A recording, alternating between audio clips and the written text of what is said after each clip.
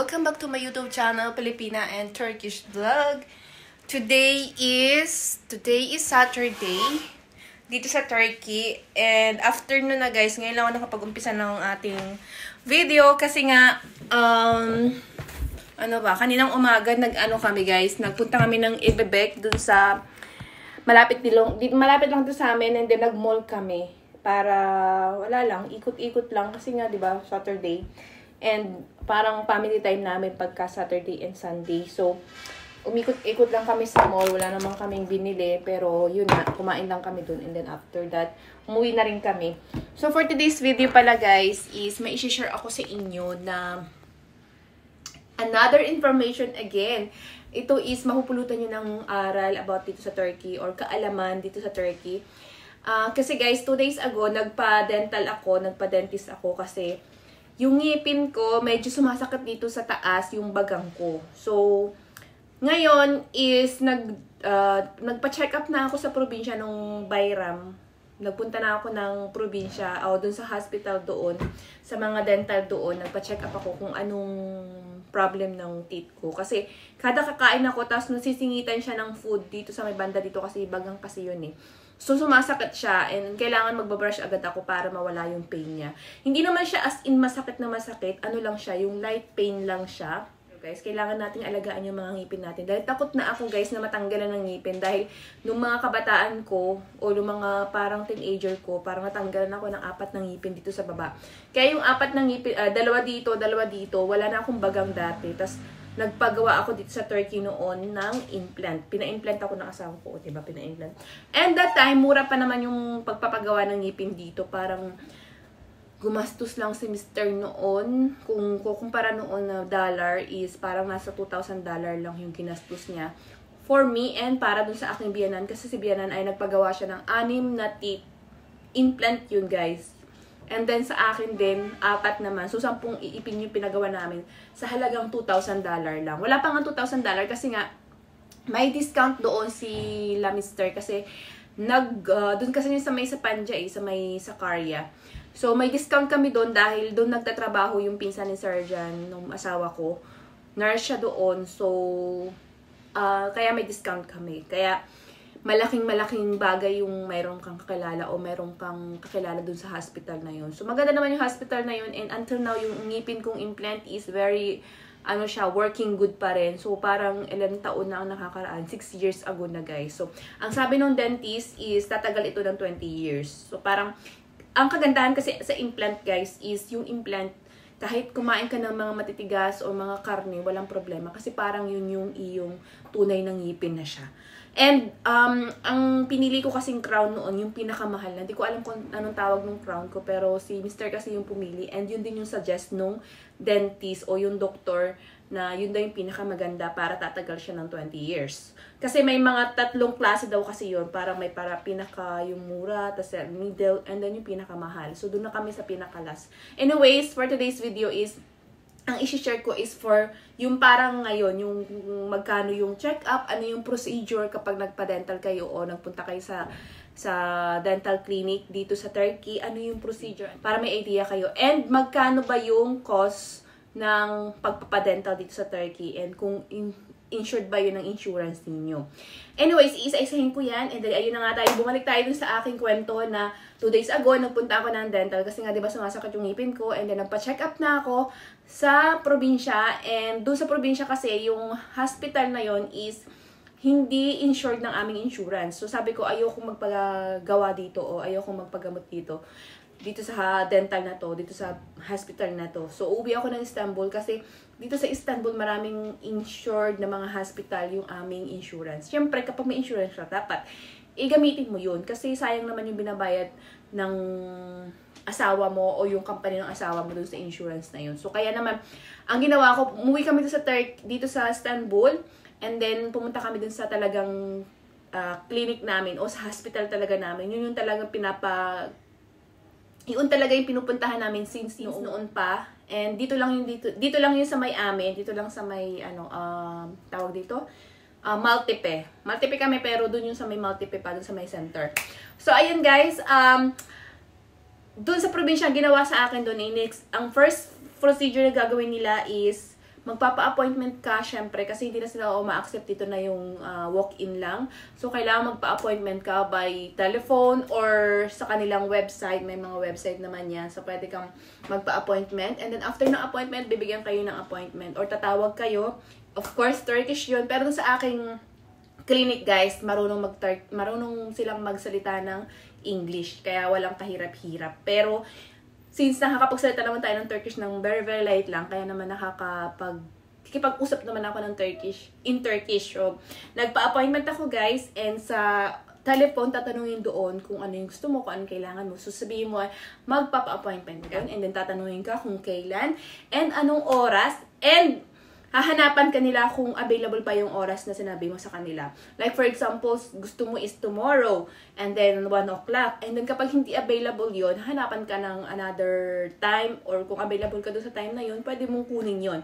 And then, pagpunta mo doon sa clinic, guys, is hindi ka nila tatanungin kung ano yung problema mo, blah blah blah, hindi. Diretso ka na doon, i-x-ray ka na, yun yung procedure, guys. I-x-ray agad yung ngipin mo. And then, dun sa x-ray, titingnan ng doktor kung may ano bang problema nun. Hindi mo na kailangan sabihin na, okay, may problema akong ganito, and ganyan. So, makikita na agad nila dun sa x-ray kung ano yung problema ng ngipin mo. And then, pupunta ka doon sa booth or dun sa kakausapin mo yung doktor and sasabihin sa'yo kung ano yung problema ng ngipin mo at ano yung nakita nila doon sa ngipin mo. Like, for example, sabihin nila, for example, anong problem? Tatanungin ka nila kung ano yung problem mo. Sabihin mo, dito sa bandang ito, sumasakit. And then, titingnan nila yung part na yun, sabihin nila is, okay, meron kang ganito, ganyan. I-explain nila kung anong meron ka. So, yun yung nangyari sa akin. And then, akala ko that the same time din is gagawin yung ngipin ko. Kasi sabi niya, you have cavity. Pero yung cavity mo, hindi masyadong malaki. Hindi daw malaki yung cavity ko. Kumbaga, may maliit lang daw akong cavity na tatapalan daw nila, pipil lang daw nila, tatapalan lang o papastaan lang nila ng kunti. Kunti lang daw yun, yung cavity ko. So, kailangan daw ay matapalan yun. Ayan, sabi niya. And then, nagsuggest din sila ng cleaning. Kasi siguro yung mga actually guys, kaki-clean ko lang naman parang 10 months ago, nagpa-cleaning din ako. Kasi yung cleaning, guys, namin, kasi nga may insurance kami, is free lang yun. Nagbayad lang ako ng 15 lira lang noon that time, nung last 10 months ago. So, ayun na nga, after nun, ayun, sabihin sa'yo, isasuggest nila na cleaning, and then yun daw yung ipapastahan nga yung ngipin mo.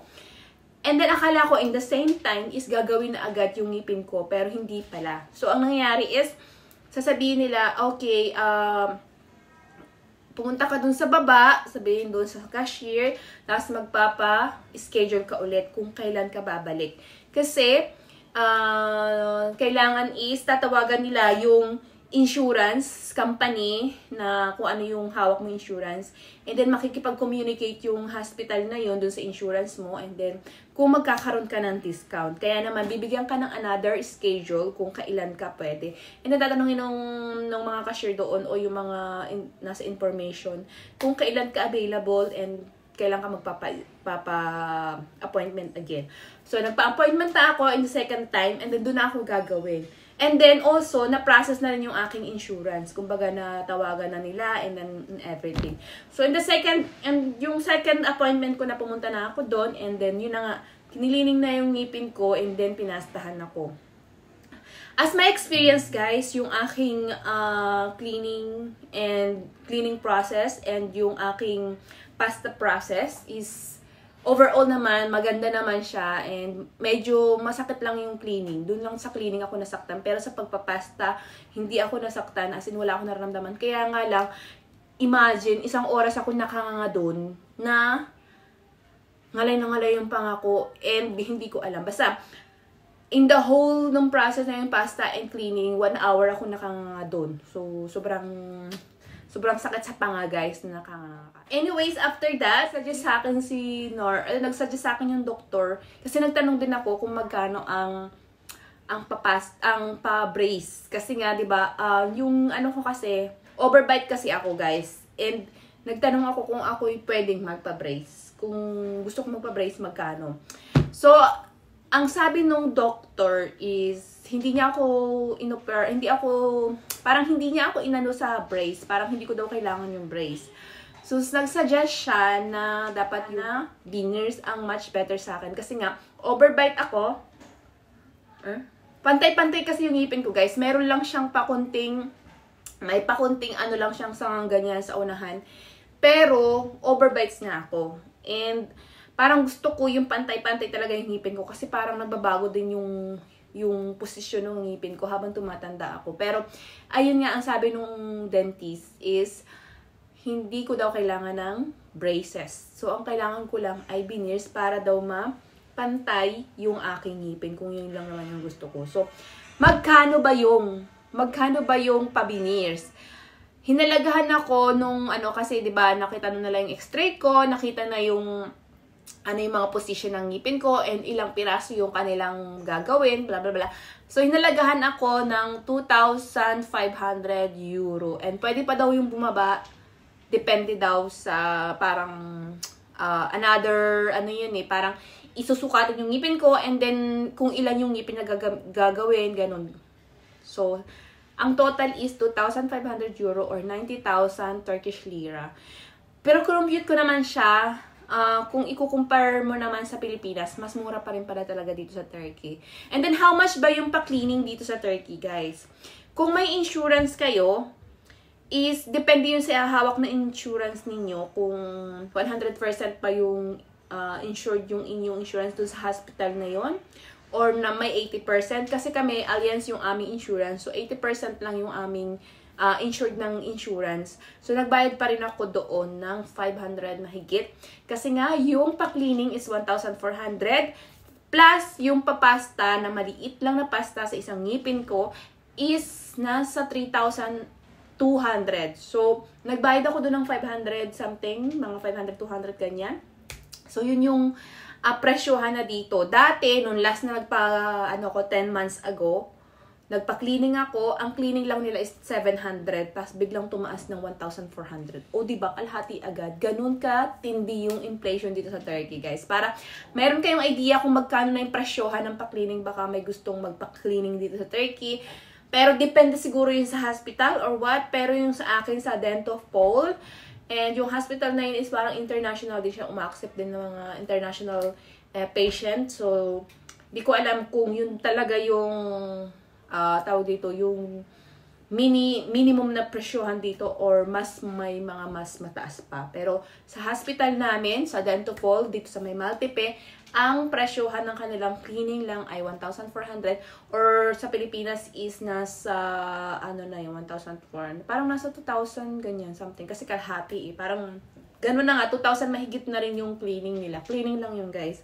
Imagine, ang laki ng difference kasi nga sa Pilipinas, pinalinis ko yung anak ko, parang nasa 400 lang yung cleaning niya. Diba? Ang laki-laki ng difference. Parang 800 lira lang. So, sobrang laki guys ng difference. And yung mga papasta naman, mas malaki. Mas mahal. So, ayun yung presyohan. Kung magpaplano kayo mag-cleaning and yung magpapasta, yun yung presyohan din sa Turkey. Pero sa iba't mga treatment pa, yung mga iba pang problem yun sa teeth, yung hindi ko na alam. Kasi yun lang yung tinanong ko. And then dun sa pa-veneers naman, sa aking ngipin lang yun. Siyempre, iba-iba naman tayo ng style ng ngipin na problema ng ngipin. Nag-iiba po yun ng presyo. Pero yun yung presyohan dito. Parang ang veneers, mas mababa pa rin dito sa Turkey kaysa sa Pilipinas. Ayan guys, that's the end of our video and thank you so much for watching and thank you.